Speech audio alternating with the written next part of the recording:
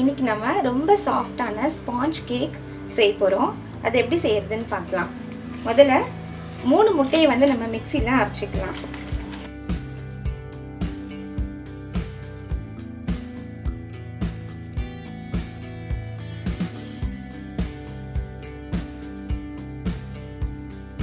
இப்போ நான் 3 முட்டையை உடைச்சு ஊற்றிருக்கேன். 1/2 கிளாஸ் ஆயில் ஊற்றிக்கோங்க. நான் வந்து இப்போ எல்லாமே இந்த கிளாஸில் இந்த அளவு கிளாஸில் தான் அளக்க போகிறேன். ஸோ வந்து இந்த கிளாஸ் அளவுக்கு வந்து 1/2 கிளாஸ் ஆயில் எடுத்திருக்கேன். நான் 1 கிளாஸ் பவுடர் சுகர் வந்து ஐசிங் சுகர்னு சொல்லுவாங்க.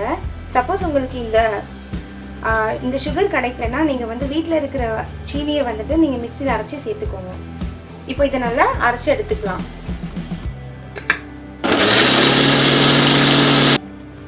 ஒரு நிமிஷம் மட்டும் சுத்த விடுங்க, ரொம்ப அரைக்க வேண்டாம். இந்த கன்சிஸ்டன்சி அளவுக்கு வந்துட்டு அரைச்சி எடுத்துக்கோங்க. பாருங்க, இந்த அளவுக்கு கொஞ்சம் தண்ணியா இருக்கணும். இப்போ முட்டை, ஆயில், அதுக்கப்புறமா அந்த பவுடர் சுகர் சேர்த்து அரைச்சி எடுத்துடும். இப்போ இது கூட வந்துட்டு நம்ம தயிர் அரை டம்ளர் சேர்த்துக்கலாம். உங்கள் வீட்டில் தயிர் இல்லைன்னா யோகர்ட் கூட சேர்த்துக்கோங்க. புளிப்பு இல்லாத நல்லா கட்டி தயிராக சேர்த்துக்கோங்க.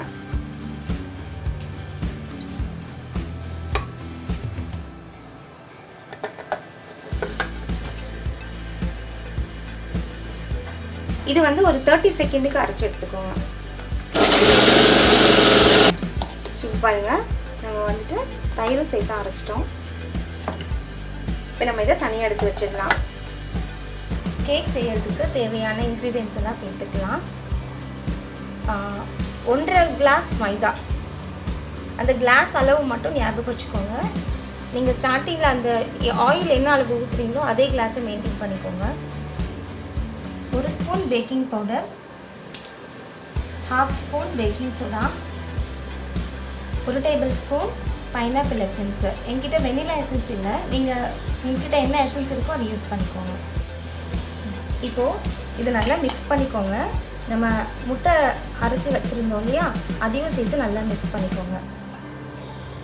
கொஞ்சம் கொஞ்சமாக ஊற்றி கிளறிக்கோங்க, ஏன்னா அது கட்டி பிடிக்காமல் இருக்கும்.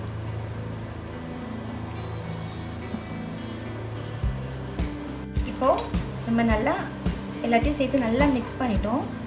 ஒரு 5 மினிட்ஸ் வந்து நல்லா இப்படி நல்லா பேட் பண்ணிக்கோங்க. நல்லா மிக்ஸ் பண்ணிக்கோங்க. உங்களுக்கு இந்த கன்சிஸ்டன்சியில் வந்துடும்.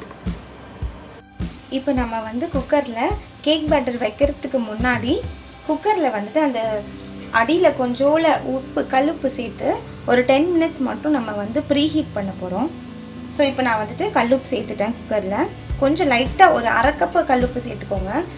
கல்லுப்பு இல்லை அப்படின்னா நீங்கள் சாண்டு கூட சேர்த்துக்கலாம். இப்போ வந்து நான் கல்லுப்பு சேர்த்து ஒரு 10 மினிட்ஸ் ப்ரீஹீட் பண்ண போகிறேன். நான் அந்த விசிலும் அந்த லிட்டும் இல்லாமல் நான் மூடி வச்சு ஒரு 10 மினிட்ஸ் ப்ரீஹீட் பண்ணுறேன். இப்போ வந்துட்டு 10 மினிட்ஸ் ஆகிடுச்சு. 10 மினிட்ஸ் நம்ம வந்து ப்ரீஹீட் பண்ணிட்டோம். இப்போ நான் வந்து ஸ்டவ்வை ஆஃப் பண்ணிவிட்டு குக்கரை ஓப்பன் பண்ணிடுறேன். நல்லா சூடாயிடுச்சு. இந்த பாத்திரத்தில் தான் வந்துட்டு நான் கேக் செய்ய போகிறேன். சப்போஸ் உங்கள் வீட்டில் இந்த மாதிரி பாத்திரம் இல்லைன்னா டிஃபன் பாக்ஸ் இந்த மாதிரி பெரிய அளவு அதை கூட நீங்கள் எடுத்துக்கோங்க. பட்டர் இருந்தால் பட்டர் தடவிக்கோங்க. அப்போ தான் வந்து கேக் வந்துட்டு அடியில் பாத்திரத்தில் ஒட்டாமல் வரும். சப்போஸ் உங்கள் வீட்டில் பட்டர் இல்லை அப்படின்னா நீங்கள் நெய் இல்லைன்னா ஆயில் கூட சேர்த்துக்கலாம். இப்படி வந்து பட்டர் எல்லா சைடும் நல்லா ஸ்ப்ரெட் பண்ணிக்கோங்க. அப்போ தான் வந்துட்டு உங்களுக்கு அந்த கேக் வந்து ஒட்டாமல் வரும் பாத்திரத்தில். அந்த கேக் மிக்ஸ்சரை சேர்த்துக்கலாம்.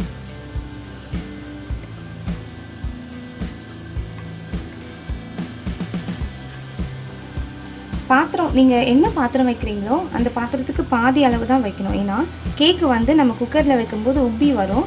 ஸோ வந்து நீங்கள் நிறைய மாவு அதில் சேர்த்துட்டிங்கன்னா குக்கர் ஃபுல்லாக சிந்தி கேக் வந்து வேஸ்ட்டாக போயிடும். ஸோ நீங்கள் என்ன பாத்திரத்தில் நீங்கள் யூஸ் பண்ணுறீங்களோ அந்த பாத்திரத்தில் பாதி அளவு மட்டும் நீங்கள் அந்த மிக்சரை சேர்த்துக்கோங்க. இப்போ நான் வந்துட்டு இதை நம்ம குக்கரில் வைக்கலாம். இந்த மாதிரி ஒரு ஸ்டாண்டை வச்சுட்டு நம்ம மிக்ஸ் பண்ணி வச்சுருக்கிற இந்த கேக் மிக்சரை வந்துட்டு இதில் சேர்த்துக்கோங்க.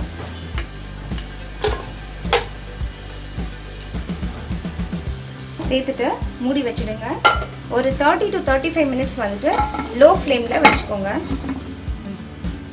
இப்போ வந்துட்டு 30 மினிட்ஸ் ஆயிடுச்சு. நான் ஸ்டவ் ஆஃப் பண்ணிடுறேன்.